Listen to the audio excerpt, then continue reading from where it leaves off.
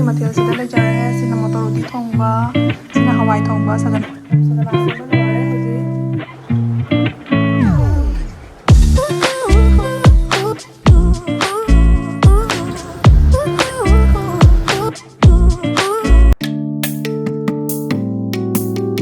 everyone, good morning and welcome back to my YouTube channel. mayam punamakpu ahambada khoiramjari ado ngasidi cheraba numini aduna ahambada mayam punamakpu happy sajipu cheraba cheraba se lakpasida mayam punamaki punchida leiba awana punamakku poresanu akhoi punamakse nungsi janana punchi nungsangna harau tayamna hingminaba orasi ado ngasidi cheraba nina ko ai chanon jawa thindana set ka selaba ado asi set je ai mama na na pirak punya ba ko ado ngasi se charaw ni mina ina putho ka se la ya na set ba ado mayam huji ai lai da ka da ba puchei mayam do sem sa da na lore ado hana lai khora mo ke adu lora ga kari kari mathel taw ko khat pudo maha ta ba ado mai share do ra ke tap tap taw na ado mayam blog se maha ta na ying minersi ado mathel budi ngasi se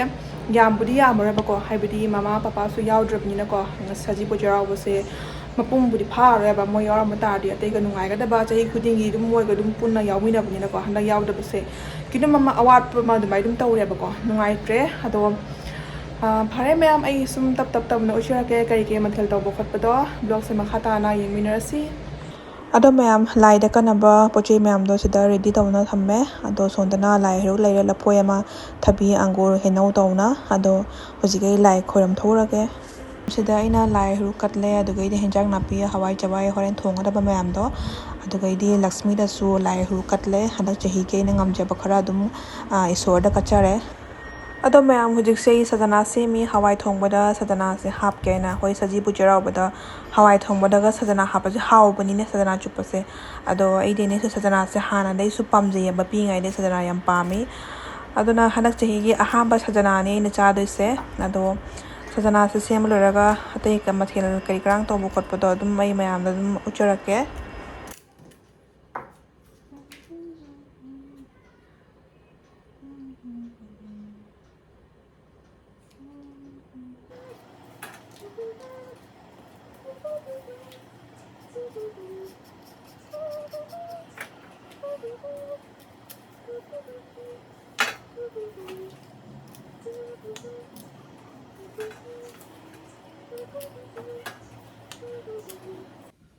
mayam ai huji sinju soige sinju se machal budi yamdre ba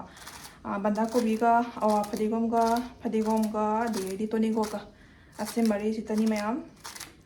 ado horen chana kang bodo sura ga hapani sinju se ai husband budi yam cha de ba ai thantani cha du se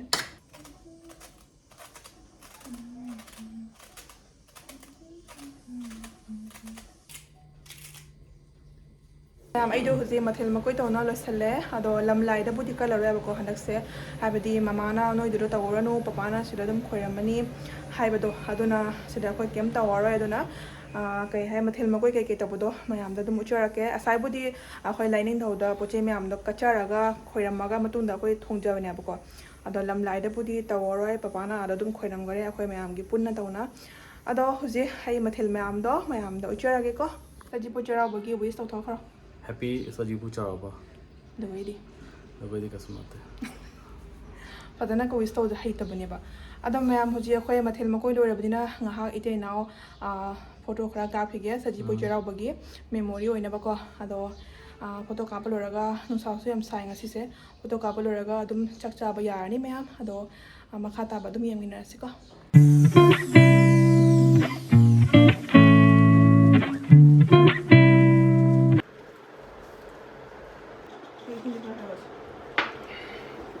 mayam ji khoi saba hawrage ma buri chaba hawa khreba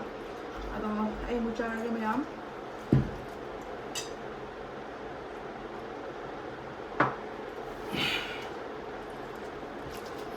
uti thong ja hawra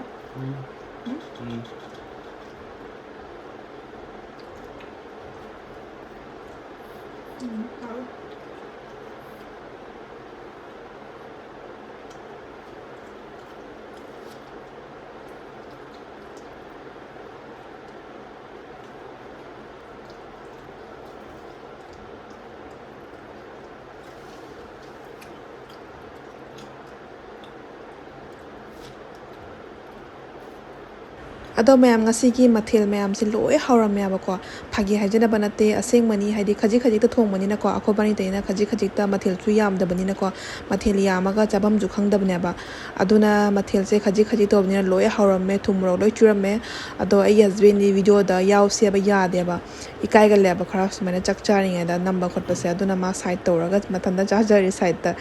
ꯑꯗꯣ ꯑꯩ ꯍꯧꯖꯤꯛ ꯆꯥꯏꯒꯦ ꯃꯌꯥꯝ 하울이 멤버 하울이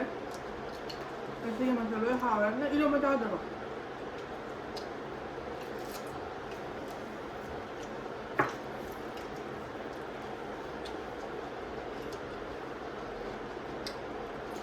mày đang làm lấy kem hàu anh làm lấy kem hàu trồng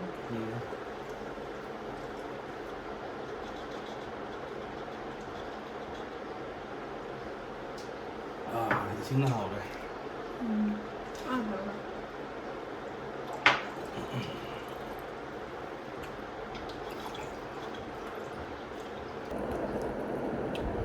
좀 너도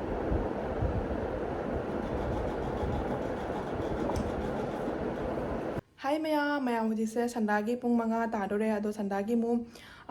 lai da katnaba tanga bora ga mu hauna ba talabi ta urage habedi akhoi sidadi sanda sajipu gi sanda se sumaina tanga bora ga haura ga kanne abako ado manipur ondadi khangde kana bara kana dra mayam ai khangjaduna hangjabani ko ado akhoi sidadi sajipu gi sanda se sumaina tanga bora ga haura kanne aba ado chahu tanbudi yawaroi normal puri ga dum bora ga haura ga katnani mayam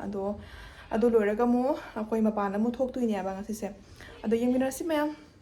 ado hoji yenam bora honaba sida yenam ga besan ga aduga ye jira ga yankhang ga mix tore thumde hapte laida katodina ado sondana puri honaba leire yamne tawde khaji khajik tani aba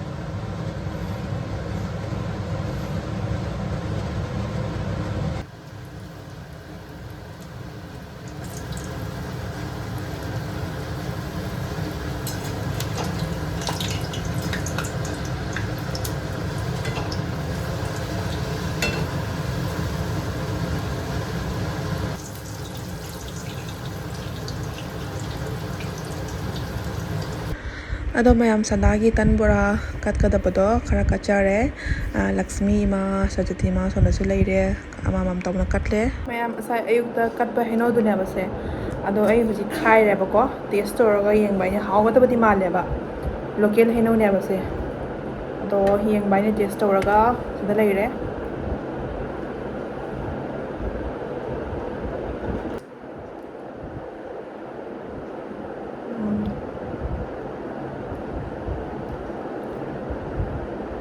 Ada mayam ngasigi sajipu chiraubagi blog se ai matang hida loishanjarage